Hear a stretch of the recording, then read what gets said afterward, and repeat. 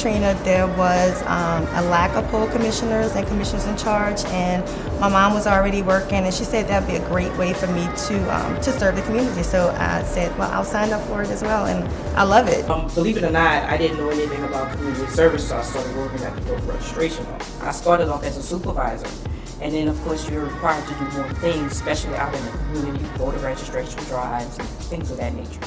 Well, at first it was just something that my cousin offered me to do as a way of getting extra money when I was 18. But now I'm committed. It is I feel it's something that's so important within me to contribute to our city. Well, I want to serve my community because I know that somebody went out on a limb to fight for the right for me to actually, as a black woman, to vote. My grandmother, she was the daughter of a sharecropper.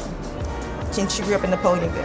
And so when she initially came to New Orleans, of course, there was no opportunities for African Americans to vote at all. And around the 1950s and 60s, when the civil rights movement began and the opportunity was available to become a registered voter, they made it so difficult to become a voter.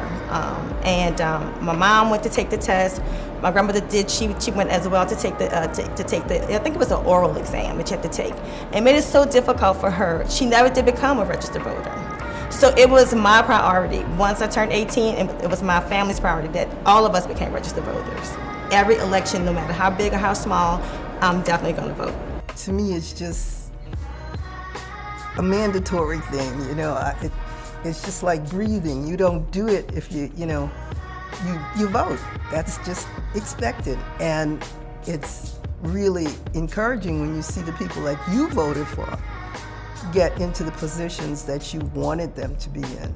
These are people who are resources. When you need things done, you can ask for help, and they can, if not do what you're asking, get some help for you. The opportunities I see available to me is the opportunity to interact with the young, very young, who for some it's their first time voting, and for the older. And to offer encouragement to come out and vote. This is your right.